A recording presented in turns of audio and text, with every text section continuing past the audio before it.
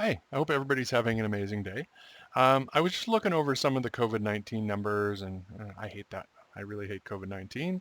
I don't want to talk about it. I really wish I didn't have to talk about it. I really wish it wasn't a thing anymore. But anyways, in Canada, 15,742 people died from COVID in 2020, which that's kind of gross. And 2021, 14,322 people died, which is a little bit better. Not great, but a little bit better. So far in 2022, we're looking at 15,868 as of yesterday. That's not, it's more than all of 2020, and we still have we have about 2 months to go. So we'll see how that winds up.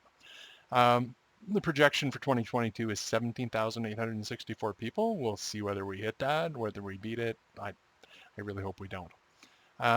Anyways, I'll post a link to the Canadian statistics, a site put together by a gentleman by the name of Bill Como, and he's based it off the official numbers from I believe it's Health Canada, but it might be the provincial health authorities. Um, and what it's telling you is what the provinces should be telling you, but they're not, and what the media should be telling you, but it isn't.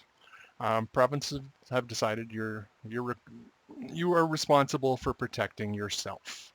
And that's all well and good. Maybe that's how it should be. But if you're going to protect yourself, they need to give you the information that you need in order to be safe and to make responsible decisions. And they're not doing that. So hope you've managed to stay safe and protect yourself and your family and your friends. We've lost a lot of people. We're still losing a lot of people. I personally don't know anybody who's passed away, but I know quite a few people have been quite sick. I know at least one person who's been intubated and was basically kept in a medical coma for 3 months.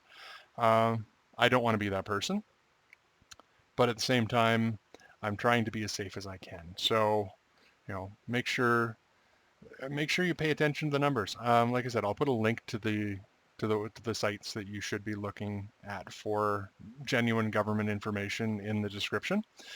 Um, and there's a couple other things the media isn't telling you, and they should be.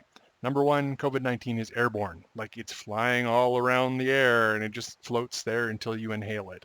If you're around a sick person, it fills the air much like, have you ever watched somebody use a vape, like one of those big ones, and all of a sudden the room is just full of clouds?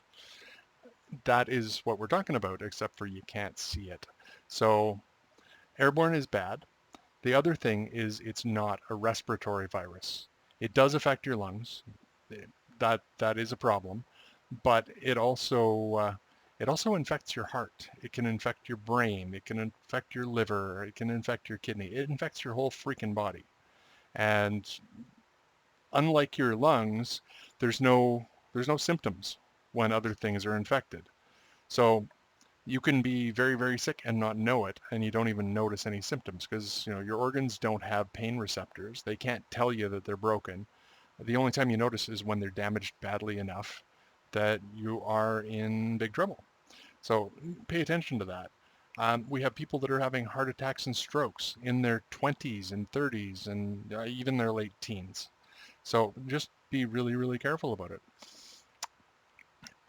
If you can, and I would suggest you can, make sure you get vaccinated. If you can't get vaccinated, try and convince your friends and your family and everybody who can get vaccinated to get it done, because that will help. The more people that are vaccinated, the safer the people who can't get vaccinated are. So I don't expect everybody to do it. I know personally a few people who have very negative reactions to vaccines, and I understand that they could get incredibly sick and they could possibly even die. But the vast majority of people can safely do it, and it does reduce the risk for everybody else. So if you can, please do. Get a booster. They don't last forever. You probably end up having to have one or two every year until this is over, and it's nowhere near over. It's worse today than it has ever been. And again, look at the severity on the charts over there. It's pretty bad. Here, I'll blow it up for a second. This is, there we go. You can see, like, if you're in Alberta, it's super severe. If you're in Canada, it's pretty severe. If you're in BC, it's Manitoba. PEI is the worst, a severity of 19.